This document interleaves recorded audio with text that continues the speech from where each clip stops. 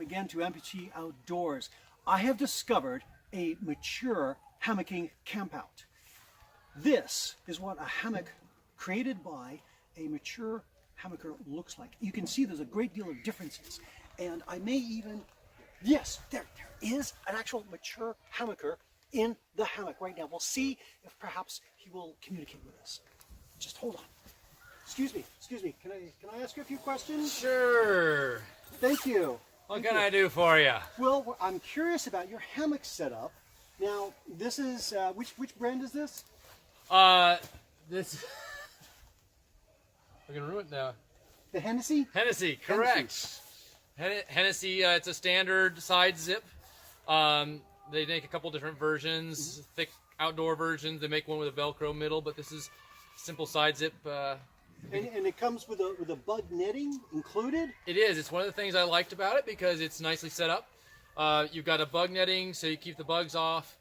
You've got a little pouch inside. It's probably hard to see here, but if I unzip, you've got a little pouch inside to help hold your stuff. Some hooks for clipping in a few things. So like at night I can put my things in here and keep them up handy and put them on the next morning.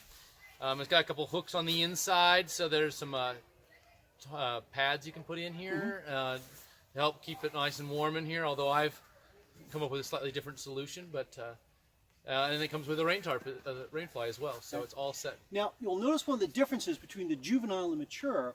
The rigging of all this system here is actually quite neat, tidy, it's very refined, and it's also very, very effective. Also, he has less hair on top of his head, which is, unfortunately, a common trait. Very common trait, yes. Amongst adult and mature hammockers. Now, I notice you've also got these strings that come off to the side. What are these used for? So the misconception in a lot of people when they first get into hammocking is that you sleep parallel to the hammock. And if you do, what happens is your feet and your head end up being kind of high, your butt low, and you end up with a kind of a kink in your back. So this hammock's actually designed with wide points. One is here at what would be about my knee area, and there's another one on the opposite side at my hip or on my shoulder area. And this can basically tie it out if I need to, and it lets me then sleep not straight in line with the hammock, but slightly offset, giving me a flatter lay, so I can play almost on my stomach or on sides much more comfortably.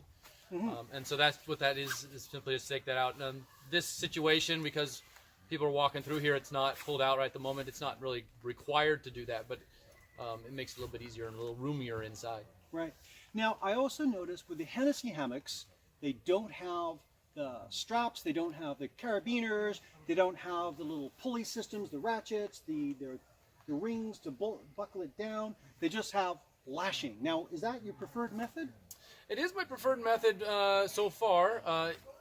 The tree saver straps are a little on the short side for the Pacific Northwest, so in areas with smaller trees, those would work out okay. Yeah, you can see it up there around the post. It works out fine for posts like this and even medium-sized trees. Pacific Northwest, you get into like the big Doug firs, and that's not quite big enough, so I'm looking at getting some different straps for that. But you notice that I've got that line there, and I've got a fair amount of extra on it, so that lets me span a pretty large distance between trees as far as hunting out where the right tree is for me. And I got that at both ends, but yeah, I just do a lashing. The knot you see there is just to keep the line out of the way, but it actually is not required. It's a straight lashing system. It's very simple and very easy to throw together, so I'm pretty happy with it. Well, thank you for your time, and I hate to disturb you. I know that for the mature hammockers, nap time is important. Yeah, usually trying to regrow some of the hair. Yeah, we're trying to regrow some of the hair, right. So I'll let you get back to your slumber, and thank you again. You're welcome. Good luck in your hunt. Right, and I think over here I have also discovered a DIY mature hammocker, and we'll check that out in just a moment as well. Now, here behind me, we have a DIY hammock set up, and it is different from the regular Hennessy hammock. And oh, what is this? So, oh, and here we have a non-hammocker. This is a tent person. Maybe I like being uncomfortable.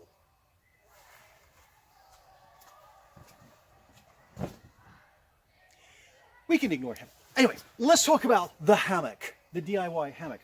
Now, the problem with a DIY hammock is that the person putting it together often has an inflated idea of what they think they know they're doing.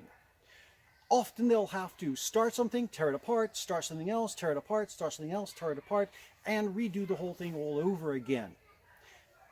For some, that's half the fun. This hammock in particular has been redone at least 20 different times in at least 10 different ways. And I'm quite sure the owner of it has probably got some other ideas how they want to improve it. They'll have fun doing it. Either way, when you're hammocking, there's some certain principles, whether it's a Hennessy hammock, a Epic hammock, or any of the other brands, or something you've done yourself.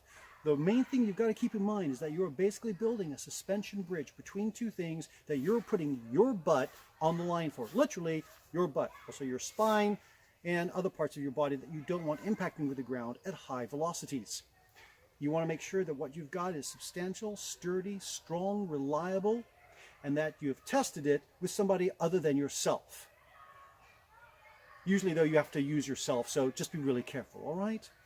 So this is the DIY hammock. Still usable, still very functional, and still a lot of fun, and a great way to go camping, especially in the Pacific Northwest, where the ground tends to be cold, wet, and very bumpy. All right, I think that'll do for right now.